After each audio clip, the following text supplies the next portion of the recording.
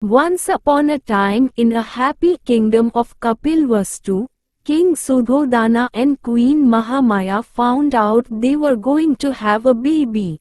So, the queen decided to go to his father's house. On the way, they came to Lumbini Gardens, where she gave birth to a beautiful baby boy whom they called Siddhartha. Sadly, 7 days later, the queen died. A wise man named Kala Devla told the king that when Siddhartha grew up, he would see things that would make him unhappy and cause him to leave for the forest. The king therefore not allowed the Siddhartha to go outside the palace gates. Siddhartha was a bright and happy child who was very caring and gentle. One day Siddhartha and his cousin, Devdutt, were taking a walk. Devdutt suddenly spotted a swan and shot it down. Then they ran to see the wounded bird. Siddhartha was horrified to see the wounded bird. He pulled out the aive and applied some herbs over the wound. Devdutt insisted on keeping the bird for himself. So, they went to the wise man of the court who declared that the swan belonged to the person who saved it and not to the person who tried to take its life away. He told his servant, Channa, let's go for a ride outside the palace. On the way, the prince saw a man bent with age. The prince had never seen an old man before. What is that, Channa? He asked. This is an old man, said Channa. We will all grow old one day, or else. The prince was very upset and went back to his palace.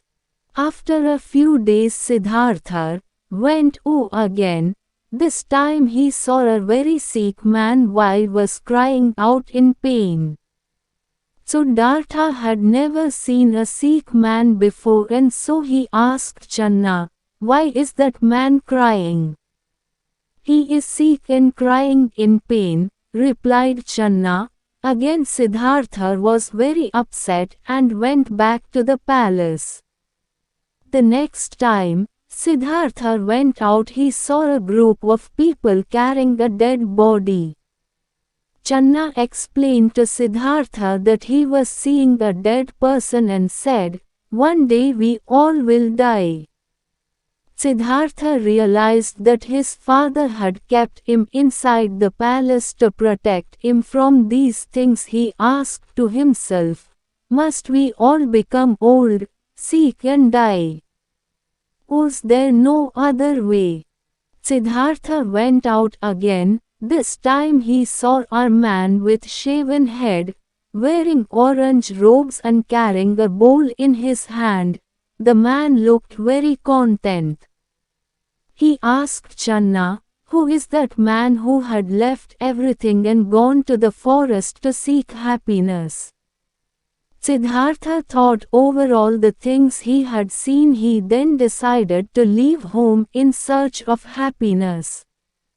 So, one night while his wife and son Rahula were fast asleep, Siddhartha along with his faithful servant Channa quietly left the palace. They travelled together till they crossed the river Anomar. There Siddhartha took his royal robes. He gave his clothes and horse to Channa to take back to the palace.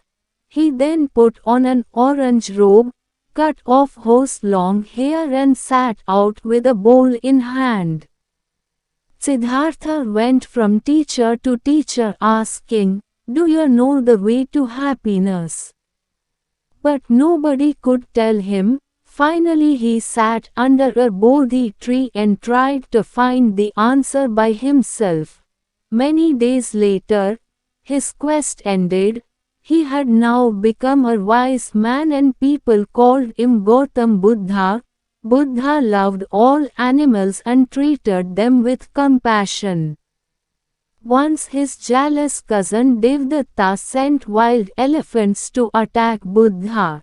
However, on seeing Buddha, the elephants bowed down before him. Gautam Buddha have many disciples. He went from palace to palace teaching people what he had learned. His students lived in groups called Sangha. He preached that one could attain happiness by being content with what one had and showing compassion to all beings. When Bide returned to Kapilvastu, his father, wife and son along with many others became his disciples.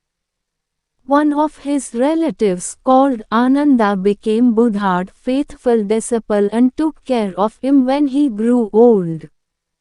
Buddha preached for another 45 years. By then he had become an old man of 80 years.